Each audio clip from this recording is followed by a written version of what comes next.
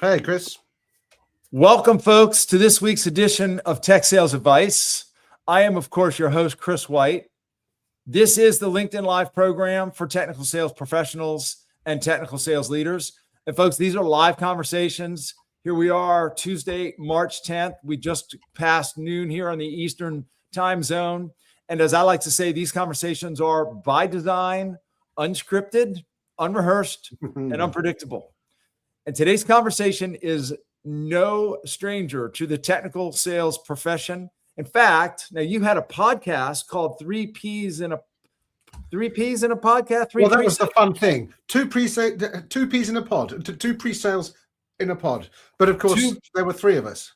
There were two. Okay, that's what threw me up. Okay, so once upon a time, it was two pre-sales in a pod, but there were three. Then it was three, and then sometimes four.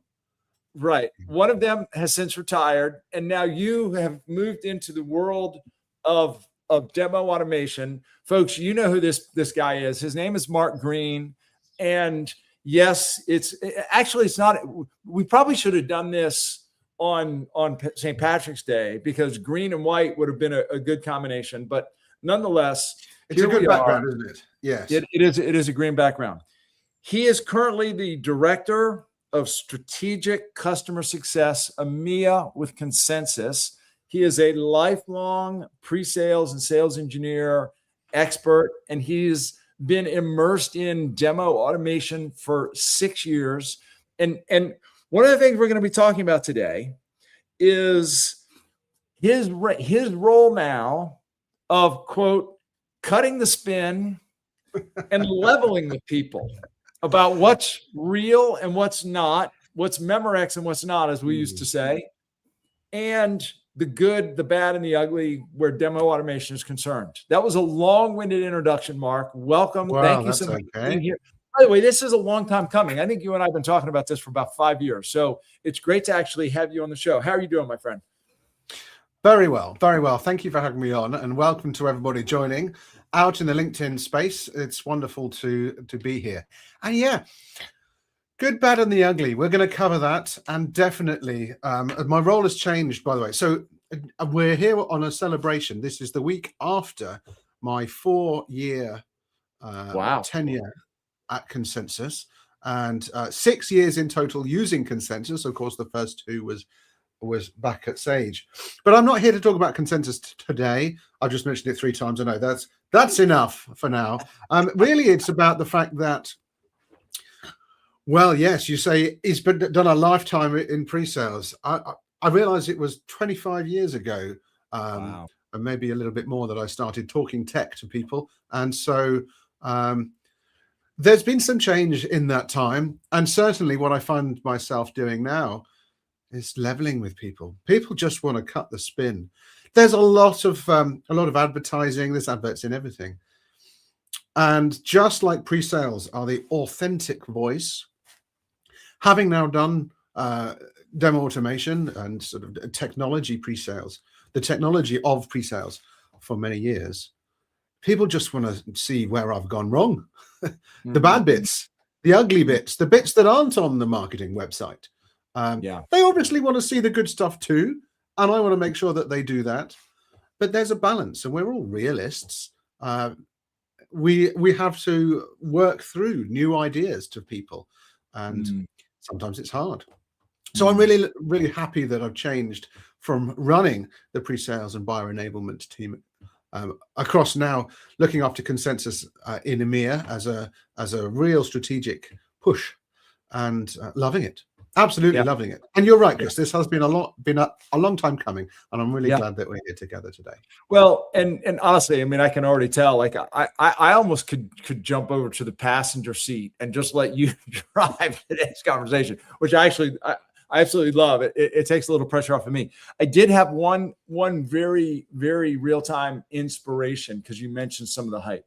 So before we get into the reality, the good, bad, and the ugly, let's just take one half a step back. And if I were somebody relatively new to demo automation and I were reading all the marketing material and I was sort of buying into all the hype, as you said, what might I be led to believe, or what might I believe that may or may not be as accurate as the reality of demo automation?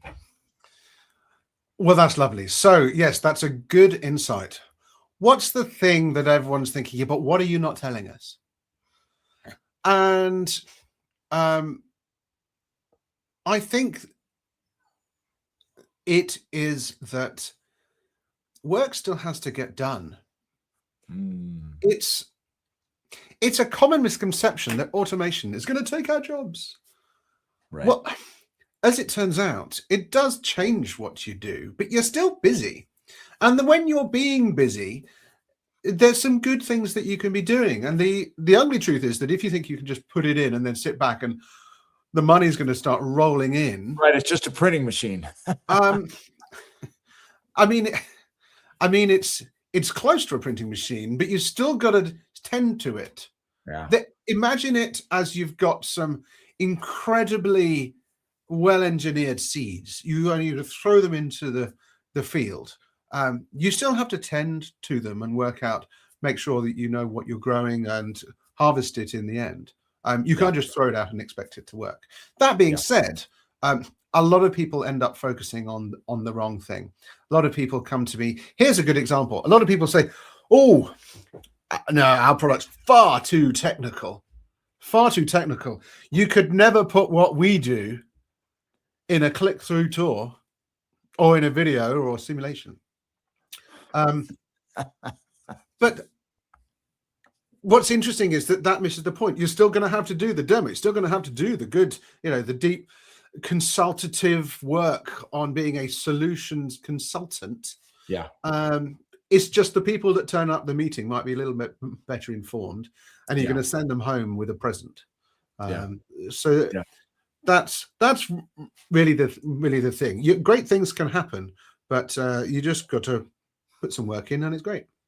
It reminds me of something I used to say years ago. So to set context, when I was in the field selling as a sales engineer and an account executive, once upon a time, I sold enterprise architecture platforms, and I was with a couple different companies. And I used to get certain questions. And one of the things we used to do was this as is and to be and IT transition plans and all this. And I used to get certain questions, and there was almost a perception of, well, once we just define the as and to be, can't we just like push a button like that? Doesn't it just sort of magically happen? Mm-hmm. And I used to say to people, well, there is some point where the software stops and the smart people start. Right? Like the tool can only do so much. To your point, it doesn't remove work. It just changes what we do. So now, by the way, Mark, I want to be respectful of the audience that we have out there, because absolutely we do. Worth asking. So, and by the way, folks, if you do, first of all, we don't see who's out there. So if you do care to say hello to myself or Mark, please feel free to do so. If you have any questions, please feel free to do so. I encourage you to aim them at Mark, because he's the special guest and he's the expert. Lay them on me, folks. Yes, throw it on him. Now, we did get a guest from Rich Polton. He's actually a member of the 6 Habits community, and he talks a lot like you. You two might even be from the same town, as far as I know. Rich asks a very good question. I figured we'd get here eventually, but he's going to throw it right up in front. How much do you see AI changing data automation? Rich, it's nice to see you. Thank you for the question.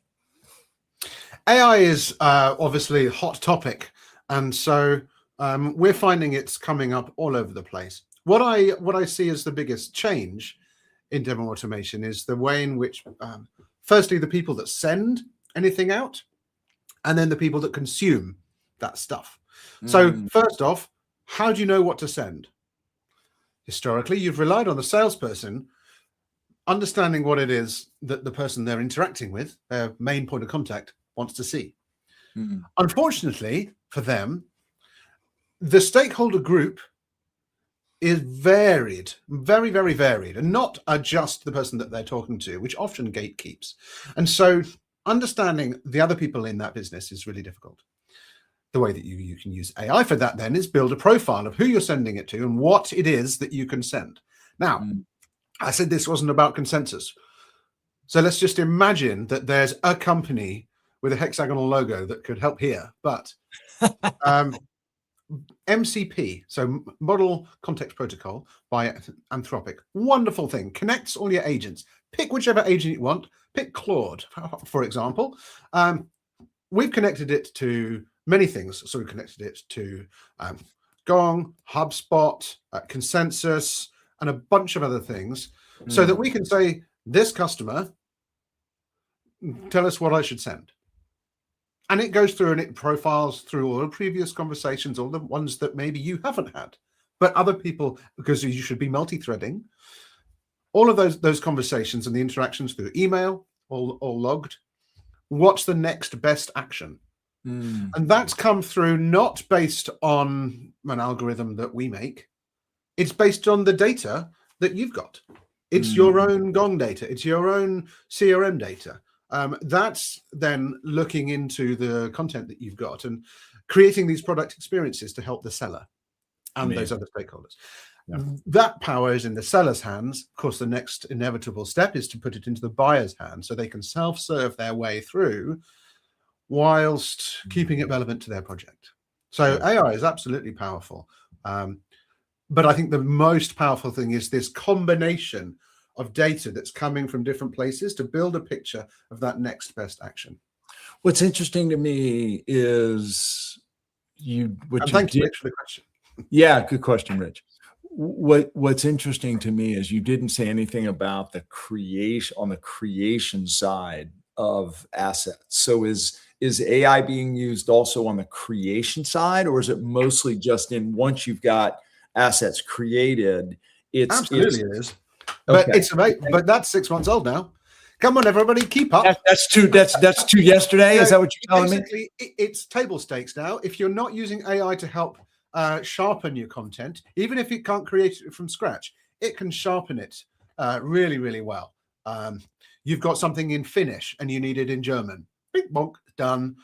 You need something that was recorded in a noisy place or just by someone that's great. Imagine, so we use it like for integrations. They're an amazing integrations team. They're not trained to be wonderful in front of the camera. So just get what they've recorded, bing, bonk, done. And then suddenly you've got this really presentable thing.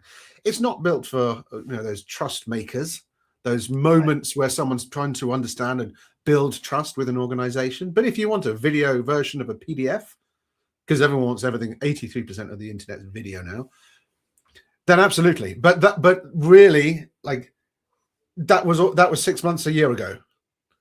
Amazing.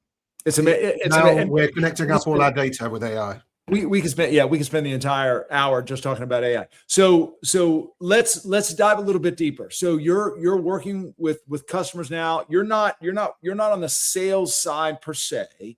You're really, and you mentioned this, you're responsible for, quote, delivering on all the promises that has been made by sales and pre-sales. Absolutely. Yeah. Right. So walk us through a typical situation. You're in meeting with a customer and you're trying to cut the spin and level with people. What are some of the conversations you're having around, quote, the good, the bad, and the ugly? Yes. So I have moved across post-sale, and it's a fascinating place. Turns out it's very similar to what we've been doing already. Only the exciting thing is a lot of it before was theory. In terms of this is what will happen.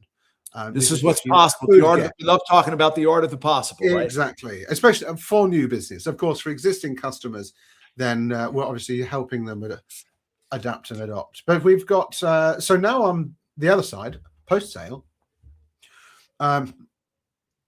using the experience that I've had and the experience of all of our other customers, really helping people make the right decisions and not make the wrong decisions. So good, bad, and ugly. What's a wrong decision?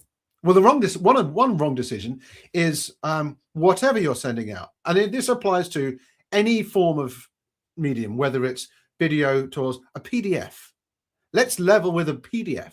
You create a bunch of PDFs and they communicate wonderful parts of your services or products? I've got PDFs, sure. How often do you think products change though?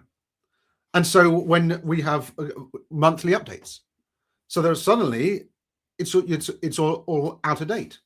So the mistake that people do is create hundreds and hundreds of these product experiences, and then next month they run out of date. Now that's perhaps a little over the top, but it still rings true that keeping it simple not only makes the life easier for buyers as they move through the funnel to understand what it is that the vendor does, but it makes it simple for the people making it as well. And so that's really nice. Having things that you can update without having to redo everything, that's also good. So being able to edit and update what you've got, that's important. But so the first bit of the ugly is don't forget to keep things nice and fresh. Well, and part of what I hear you saying, and I am certain that I would be guilty of this. And I, like most people in this profession, I love technology. I love new tools, and I love fun technology. And to me, and yes, Mark, it is perfectly okay for us to talk about Consensus because that's who you work for. I would love to get my hands on Consensus and just go crazy. And I can see building all kinds of demo assets. But the point you're making is a really important point, which is you might want to pump the brakes on creating a massive inventory of demo or assets, because they may very well become outdated and obsolete, if not within 6 months, certainly within 12 months. So experience now tells us that you have to build what the buyers need. So take a slice through your funnel. At that moment, what are you providing for your buyers? Is it just after the BDR call and they're sat around waiting for the sales call or for the next meeting that you planned in? Even if it's the next day, that's a whole day while they're in the project of deciding which vendor to go for. And so if you're not providing them something there, focus on what are they doing. So you don't need to give them 4 million options. You need to give them the thing that moves them through your funnel, helping them learn and getting them to the meeting, the pre-sales demo that is still incredibly valuable, that consultative moment. And then afterwards, you've got demos for all sorts of things. But some of them could just be in your knowledge base. It's a how to click, 5 clicks. Doesn't really need a video to do that. Sure, you could do. But is that really helping the buyer? What we're here to do is change business, not just create a bunch of noise. And so when we look at it through the buyer's lens and how are we going to help business, it's suddenly just becomes simple. So you're suggesting that we should really think through what does the buyer need to make a better decision? That I think that's what you're saying. And it's just, right? Yeah, because you've got different stakeholders, right? So you've got different people moving through the funnel, and they all arrive at different times. Everyone thinks they all arrive through the website, through the top of the funnel, but they don't. IT arrives at the end to go, excuse me. Stop now. Exactly. The IT, legal security. team. Why are you not sending this is our likely red lines to the legal team 3 weeks before? Why do you wait until the week of the end of the quarter? Well, usually because your legal team are busy being legal people. They're very costly. Why not get them to record something that you can send 3 weeks in advance and cut out that whole red line length in the sales cycle? Brilliant. Mark, I just want to make sure that we're acknowledging some questions. So we got one question about vendors in the space that we're going to come back to in a moment. We don't see who that is, but Rich asked another question that fits this part of the conversation. Do you see demo automation as best used pre-live conversation or post-live conversation? Now, I have a hunch where you're going to go with your answer, but I want to give you the floor, sir. How might you respond to Rich's question? Pre-live and post-live. Well, you can well imagine my answer was going to be yes, both. However, it's really important that we understand the word demo. Because for many, many, many, many years, a demo was a thing a person did. Let's reframe it slightly and replace that with product experiences. You could call it a demo, but what it helps us do is understand that maybe that pre-sales consultative interactive moment where we've worked and we've done our discovery call, we're replaying back to the customer all their value messages through the product, making it come to life. Why haven't we provided an opportunity for them to experience something even about the product, maybe about the vendor themselves, and then afterwards, is there anything in your tool belt that you can give to them as a present on the way home that they can share with other people that maybe weren't relevant to people in the meeting? So I think both. Such a good, it's really, you really have me thinking now, why don't I have more quote, because I don't sell software, but I sell services. I should probably have some quote product experience videos or service experience videos that I can send people. Well, yeah, because I mean, so this book, I've got to plug it. We all know Garin. Of course. This changed my life and my career, seriously. However, the concept doesn't require software or demo automation. It is just about enabling the people that are buying something to do that easily. And so, yes, if you're selling services, they're not just going to find you and go, well, there you go, here's all my money. They're going to look up something else. And we find that 83% of the time buyers, according to Gartner, are off doing something else. They're not spending it with vendors. So they only get the 17% of the time with them. And that you've got to share between all the other vendors. As I like to say, we sell for a living. They don't buy for a living. Absolutely. Right. I will comment on, I did see another question pop through about consolidation of whoever asked this question. Yes. Consolidation in the future, where the consolidation will happen is the data layer. So I know I'm showing my age of my old Cisco OSI model, but I still think of the presentation layer and the data layer and all the rest of it. But the consolidation will be in the data layer, the standardization across the buying journey. In fact, I was just talking at lunch with a sales leader today about the different departments that are being serviced, that buyers move through. They have to have a consolidated buyer journey, which you're tracking. So you have to get that intent data from wherever they are. And so you've got the continuity of message through those often siloed departments. Now, the tech stack for demo automation, the types of experiences, we've consolidated all the ones we can find into our product. You've, I don't know, go to the website, it's all there. But the combination of go-to-market, it still includes Gong type tools, HubSpots, you've got CRMs, you've got outreach, marketing. MarTech is a massive thing. So you need to plug into MarTech and use their lead form, consume that into our one, and then you never see our one, but the data still drops down into that continuous layer. Couple that with the power that we're only just realizing as a world for AI, and the ability for these sellers to not search their sales world or their marketing world. The AI is dropping down through MCP into that data layer and bringing back the complete picture. I mean, look at RFPs. You can build an RFP tool that understands all of the context of every conversation and email that you've ever had with them. And so that's where the consolidation is. Interesting. Which, as a data fan and an ex-technology pre-sales person and an ex-IT guy, I'm a big fan of. You know what? I'm a big fan of data, but so is our VP of sales.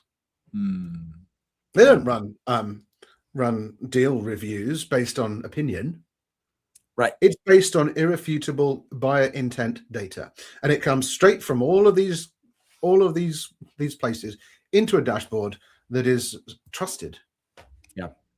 Well, and it's amazing to me. I Gong happens to be one of my clients, and I had a meeting with one of their SE leaders a couple of weeks ago, and he was showing me some of the latest and greatest that Gong does in terms of what you're talking about, serving up data and looking across all the history and making recommendations. And when I think about all the tools in the typical stack, right? And you just mentioned CRM, conversation intelligence, demo automation, marketing, and they're all now doing their own AI. And it just seems like the overlap is just growing.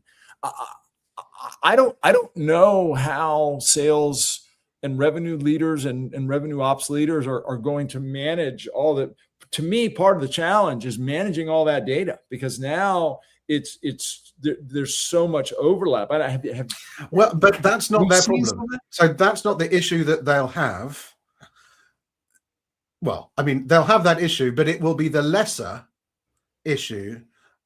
It'll be a lesser issue, because the larger issue is usually bad data and the fact that causes the world not to trust what's in there. Right.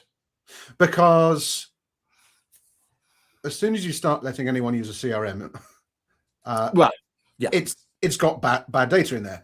But that's because you're trying to rely on notes fields, which aren't necessarily captured correctly, drop downs that don't have the right one. So they drop down and they click a different one just because then they get to complete the form and get the thing. Right. So all of this is a problem, and RevOps understands that. And so this shift to buyer intent signals, they call it, means that that's irrefutable. Now, it can be irrefutably wrong if you set it up wrong. So you're right. You've got to get that bit right. But that's a lot easier than the constant training of sales enablement to make sure that people are filling in the right form and doing it right. So, yeah. So, Mark, let me just push our pause button just for a moment, folks. I'm speaking with Mark Green. He is the Director of Strategic Customer Success, EMEA, for Consensus. It is literally his job to ensure success of their customers who have invested in demo automation with Consensus. If you just joined us, we're talking about the good, the bad, and the ugly. One of the quote mistakes that people make on the bad side, I'm not sure it's ugly, is they create too big of an inventory that's impossible to maintain and keep current. Let's talk through some of the other, and by the way, if you have any questions or comments, folks, please feel free to ask.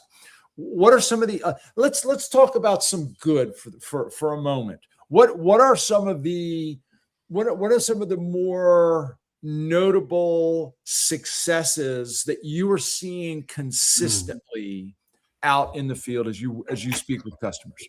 Well, I've got to start off with the reason I love this whole industry in the first place, and that is respect. Respect is a commodity. It's unfortunately, when times are really, really tough, people find it harder to take time to say thank you.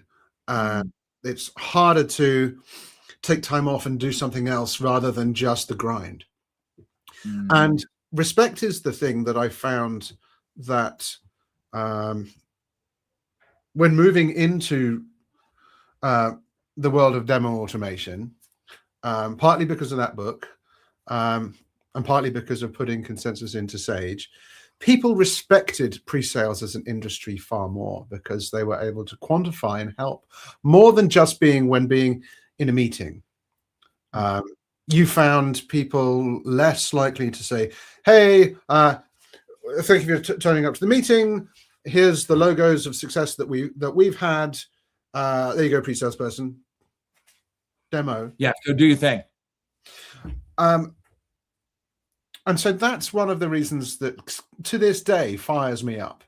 It is the respect that you can get through finding ways to make pre-sales people more impactful across the funnel and measuring it.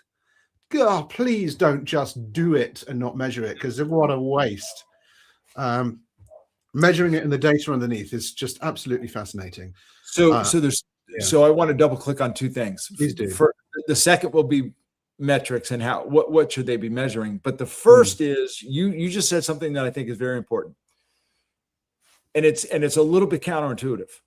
You're saying that demo automation is actually making pre-sales more valuable to the organization. And I think some people think just the opposite. I think some people worry that no, demo automation, that's gonna make me obsolete. That's gonna make me less important. That's gonna take my job away. So help those people who maybe think differently. How does demo automation actually make the pre-sales organization more valuable to the go-to-market team?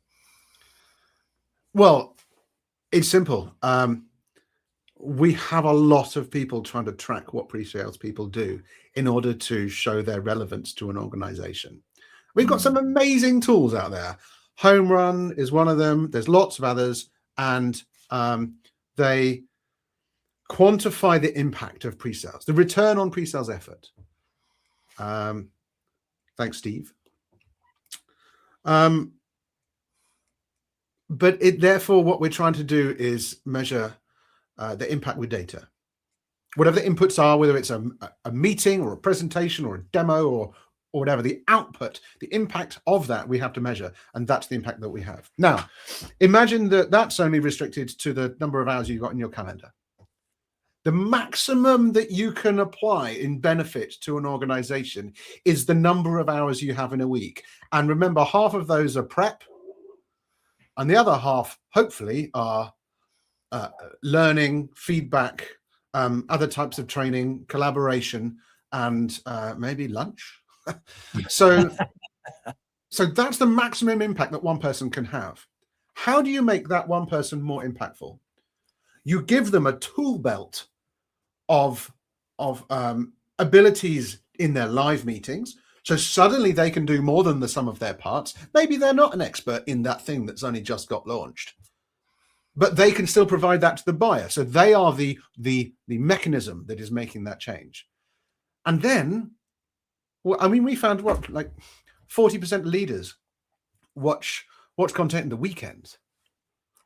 Well, unless we're wanting to make pre-sales work weekends, that would be very unpopular. Pre-sales who've recorded that great content are having an impact way outside both their demand gap, so that's how much time they have, the gap between how much time they have and how much time the buyers want, and the activity gap, which is the gap between what they're able to do and what the buyers wish they could. Yeah. So it's really an amplifier, is what you're saying. It's a pre-sales amplifier. So much. And because when someone clicks and that data comes through to your CRM, you connect it straight to revenue. And again, it's irrefutable evidence. It's not trying to persuade sales leaders that these pre-sales metrics are something useful. It is, we had this impact on your deals. It's in black and white. It's already in your dashboard. And it takes the guess. It takes the guess. I'm surprised how much I love this when I talk about it, but it's a proper passion. Absolutely is. As it should be. So we've talked a little bit about the good. It's an amplifier for pre-sales. Let's talk about some of the mistakes, some of the bad, some of the mistakes that you've seen. Maybe some organizations make, maybe some oversights, some misgivings, etc. Yeah. Well, I'm going to start off with one that I made. Okay. So when and a shout out to Alex Watson, pre-sales leader to the stars. He's amazing and still at Sage. And when I brought it in, I understood that the power of consensus was scaling. So I thought everything had to be scaling. Make it once, send it to many, which of course it is still true. But he said, well, why don't we just record those custom demos that we've spent ages doing with the customer, put that in. Of course, it has to be a scaling thing. The project was called Digital Scaling. And he said, Mark, let's try it. Oh, right then. Okay. And you know what? We did all of this scaling work and people using that. But the thing that people came back to the most, the revisit, was that custom demo that we did once, because long tender processes, people forget what company did that cool thing. Well, they can go back then and do that. So that's a mistake that I made. He was right, I was wrong, and it ended up okay at the end. I see we've got another question. So why don't we dive into that? Yeah. And Rich, I'd love to know. I've just looked you up. Are you in Travis County, Texas? I love Texas. My brother lives there. He's a Brit living in Texas. Really? Yes, that's why I said I was not kidding. He sounds a lot like you. Demo automation of the product experience tool can be for the whole org. Enablement, CS, not just sales, pre-sales. The whole org can help pay for it. Well, they can, yes. We found a while back that it was more difficult because it was fairly new in the world. I mean, Consensus has been around for 14 years now, but we started off with pre-sales. But now we're finding that it's all over marketing, it's all over channel. It's because channel sellers need updating. They're not going to constantly get trained on the new software. So yes, so you're right, Rich. It is for lots and lots of different parts of the organization. Can the whole org pay for it? I would say, if they're willing to, fine. Don't turn down free money. But at the same time, the power, I think, comes from within pre-sales. So I think if pre-sales pay for it, or sales and pre-sales, it kind of comes out the same budget usually anyway, then that's helping impact the wider business. But the benefit, the thanks will go to pre-sales. Yeah. Do you or have you collectively found that organizations are more successful with the implementation of demo automation if it's owned by one organization over another, like if it's owned by marketing or if it's owned by pre-sales or maybe even rev ops, that there's higher success rates one way or another? If it's rev ops, is 100%, because it just brings data straight away. Okay. So they love that. That said, rev ops doesn't usually have the budget compared to sales. Sales usually has the sway and the seat at the table, often using decks that rev ops have made for them. But then, yeah, it used to be very much pre-sales. I would say that now marketing, sales, and pre-sales can share the burden because they're all going to get the benefit. CS, we do find using it, especially where organizations have quite an active pre-sales motion within their expansion and renewal areas. But just for maintenance of customers, it's certainly a growing market. And as we see, in fact, a CS adoption used to be sort of land, expand, go from there, roll out slowly. Because AI and MCP have managed to get data all connected so fast, we're seeing a shift in the way that things are rolled out to really a design and architecture for the whole project and then put it into place. Yeah. And that's a really interesting shift that we could, of course, cover another time if you like. Are you finding that most organizations start out with one either use case or team that wants to use? So maybe marketing wants click-through demos on the website, or sales decides that they need choose your own adventure demos that sales can send out to prospects, but then they end up using it in other ways, or as a replacement or as a growth strategy, or does it usually sort of stay in? It depends.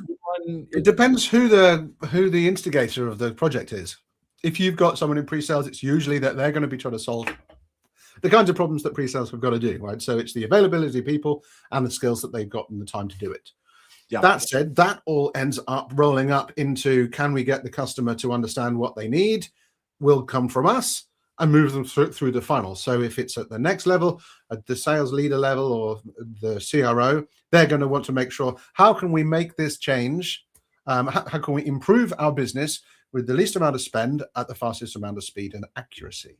So if it comes from them, then they tend to say, well, why are we all not going to do this? They might pick a pilot and roll it out, but that's kind of the overall intention. If it comes from marketing, you'll find that they're going to want those click-through demos. And I don't blame them. They're really interactive. It's wonderful to see. But that same message, again, they're going to want a video in the end because you want to hear from these wonderful people. Like the trailer to the movie they're about to get by buying through their vendor of choice. Yeah. I have a related question, but before we get there, Rich asked another question, which and by the way, let me just pause for a moment, folks. I'm speaking to Mark Green. We're probably going another 15 minutes ish. If you have any questions, please feel free to ask. We're talking about demo automation. Rich asked, and I know you're a data guy, so I'm sure you'd love talking about metrics, KPIs. Can you cover KPIs you would suggest to measure the impact? I'm assuming the impact of not just pre-sales, but the implementation of demo automation in a pre-sales or go-to-market organization. Absolutely. So yes, great question. Thank you. So I'm going to focus on 2 KPIs. And the reason I'm going to focus on these 2 is because they're the ones that we presented to the board. Okay. Ultimately, is this making a difference in our company? Even at consensus, just sending a demo, not enough. There needs to have an impact. Okay, so metric number 1 is the number of deals that move through your sales cycle where an automated demo has been viewed or experienced, where they've clicked through something or they've watched something. This is very different to the number of demos you've sent. The analogy earlier, that's like putting 1 million seeds into the field and then just walking away, not really looking at whether or not they're doing anything. Okay, so you need to get people to watch. And if they are, that's the trigger.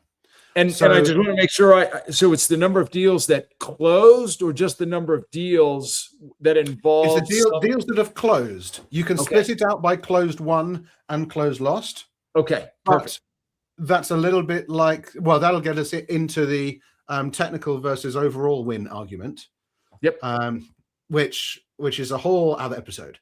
But certainly, so there's the has there been a way for the buyer to interact in a self-service way on this deal?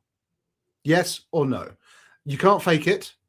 The second one then is what type of content has influenced the most revenue? So I've literally got a stack ranked sheet in HubSpot. It shows all of our demos, and it shows basically the cheat codes, because it shows the most popular demos that get the most views that influence the most amount of revenue. Wow. So if you want to know what influences the most amount of revenue, you have to understand the skew that happens, because at the top of the funnel, there's a lot more. So the one right on the website is always going to be the first one. But as it comes down, it does not naturally progress. It is definitely, you can see what type of content people are interacting with. And therefore, if you want something to close, and we've got enough data across all of our customers now, anonymized, of course, to understand what type of content helps buyers move through. And it's not getting them to watch a lot. Don't give me, oh, they watched loads and loads of content. Really? Why did you make them watch so much?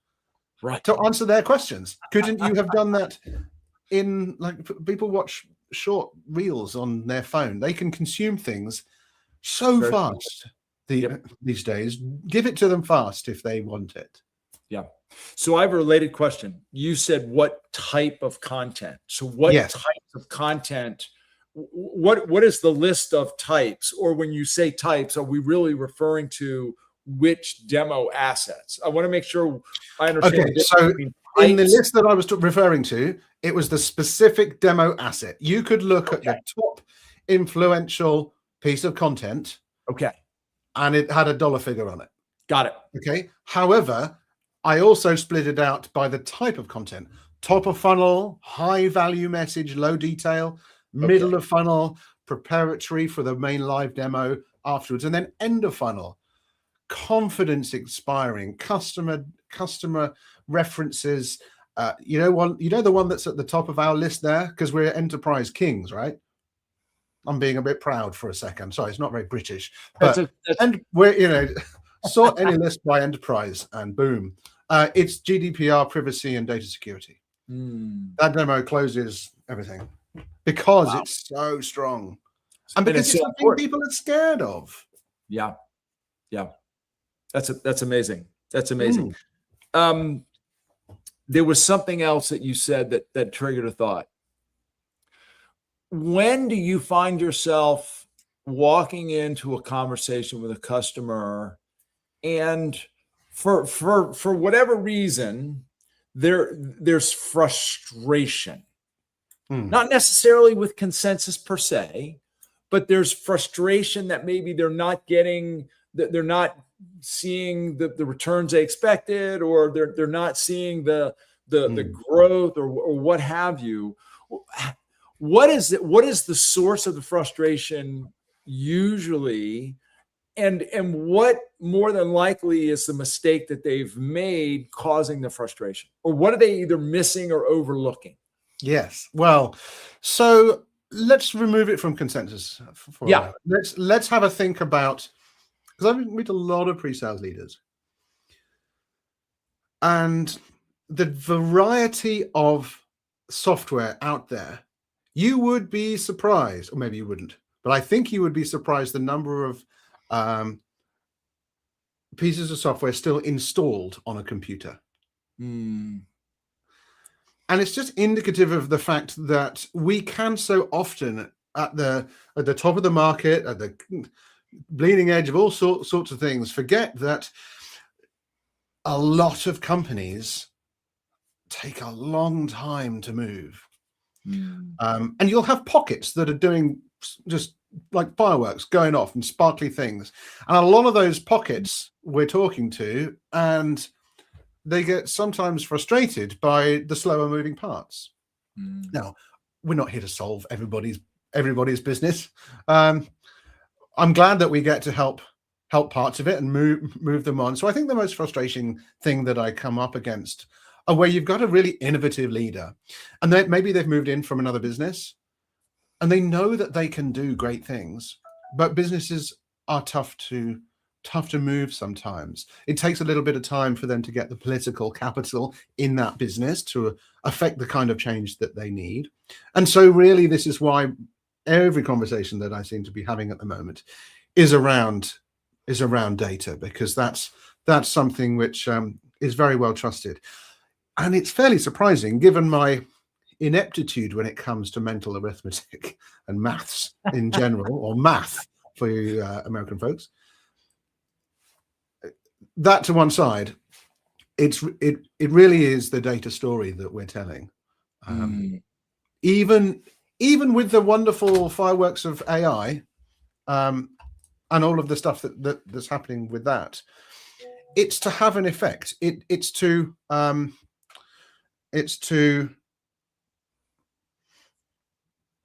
do something good in business. Yeah. There was one other question that I thought of, and your comment there about the frustration. It sounds like the frustration that you encounter most is their frustration with the organization's inability to move and get things done. Another thought that I had as you were talking about the different groups and the different teams, whether it's the CRO or the RevOps leader or the CMO or the marketing leaders that are pushing this idea of demo automation. Do you ever encounter, or do your clients ever encounter resistance internally from other people that maybe don't buy into this idea of demo automation? And if so, what is usually their resistance? What is it? Because usually that comes from a place of fear, or it comes from a place of disbelief, or for some reason they're threatened. What do you see in that regard, and what's the resistance / hesitancy? Oh, that's a great question. And in fact, it happened the other week. So I was in a sales meeting, and we were there with various people who would be using demo automation, and everyone's on a journey of understanding. And people make assumptions, and people make educated guesses, and at some point they learn, and then they see the benefits. It is interesting, and it's interesting that you say that it can be a very personal thing. Their ability to deliver every month, get their salary, pay their mortgage, pay for their kids' school is based on their ability to deliver what it is that they know how to do. And so if you come in and you say, well, this is a different way of doing it, immediately it's like, okay, let's see, hold on. The conversation actually ended up going really well. We saw that, again, it was a force multiplier. And the things that they particularly liked were things that we still wanted to do. And in fact, we're going to multiply across different areas of the business. But it can take a moment. We live in a world, you live in a world, we've been in this internet connected LinkedIn messaging understanding, and the world has moved on quite fast. A lot of people aren't on LinkedIn. I can't say hello to them because of course they'll never see this, but a lot of people might go on a little bit, but they're not up with all of the latest and greatest. Right. I mean, I've got to say, unfortunately, the thing is their businesses and their leadership are up with the latest and greatest, not necessarily with specific tech, but with the speed of the world and the speed of change.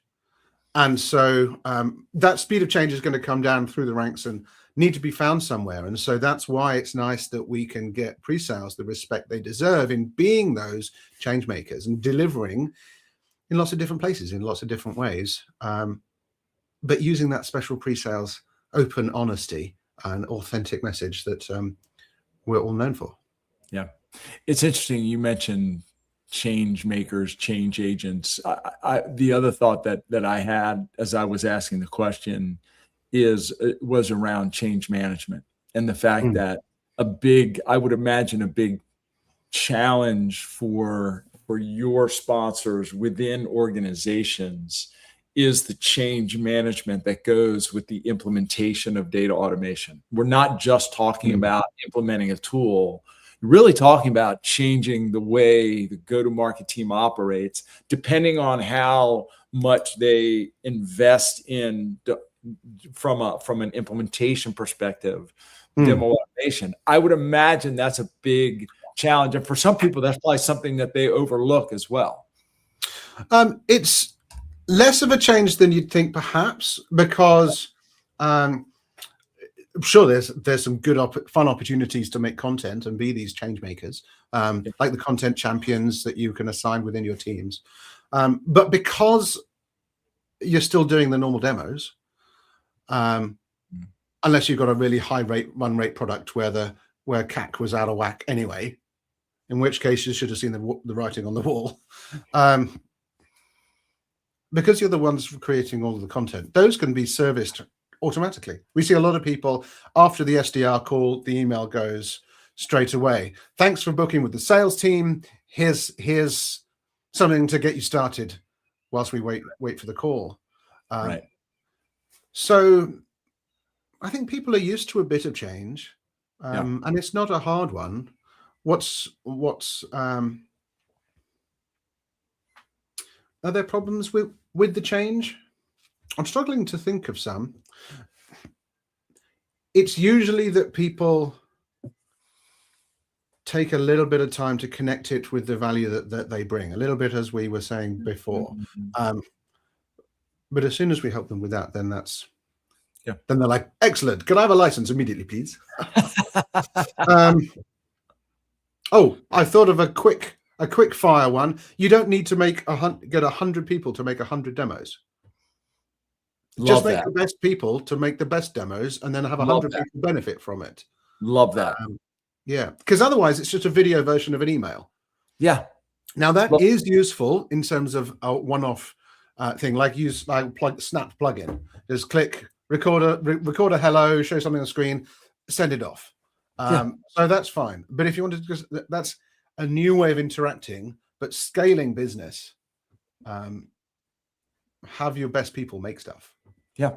Well, and every SE leader that I speak to talks about being expected to do, quote, more with less.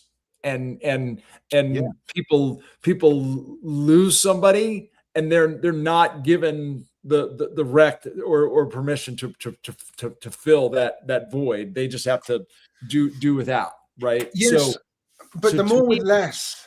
What's just that? very briefly, the more with less, but very briefly, a pre-sales leader a couple of years ago asked me, well, what's my headcount ratio now to AEs? What's the AE-SE ratio with demo automation?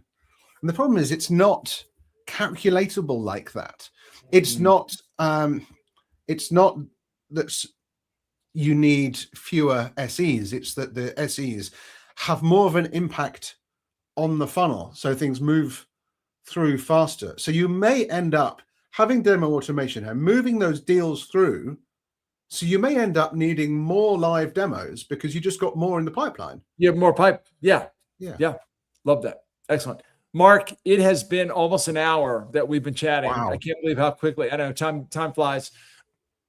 I would love to have you back. I know we talked about possibly doing something again. Something that we have not talked about at all is what makes for a good recorded demo. And I don't know if that's something you'd be willing to pick apart, but I'd love to pick apart. How do we change the way we actually present or deliver a demo if we're doing it through the recorded medium? So maybe that's a conversation we can pick up. For today, I think it's about time to wrap up. As I like to say, the landing gear is out, the runway is in sight. We're going to land the plane here, seats up and tray tables up. Any final thoughts from you? Anything you were hoping we might cover that we haven't covered before we put a bow on today's conversation? It's not something that we haven't covered, but it is something I would like to reiterate, which is I love what we're all doing in the industry right now. It is affording respect to pre-sales like nothing before. And we've got the data to prove it. And the data, we've talked about how getting a chair at the table. We might not get that chair at the table, but the data will get the chair and we'll have sales leaders pushing it there. So that's a dream. We're living in the dream. I always love when my guest closes with a quotable quote, and you just did. We may not get the seat at the table, but the data will. That's a mic drop moment right there. Rich and Sean and some of the other folks who were with us live, thanks for hanging in there with us. It's nice to see that you enjoyed the conversation. I certainly enjoyed the conversation, and as always, when I hear Mark speak, I learned a thing or two. Mark, safe to assume that if anybody out there is not connected with you, you'd welcome them to reach out and connect on LinkedIn. Please do. Comment down below. Add me on LinkedIn. Let's keep the conversation rolling. Fantastic. Mark, hang around backstage just for a minute so I can say a proper goodbye. Everyone else, have a good week. I believe I'm off. I believe I'm taking a week off next week. Actually, I can't remember. I might be back next week. I might not be, but I'll see you soon on Tech Sales Advice. Otherwise, have a great week. Thanks all.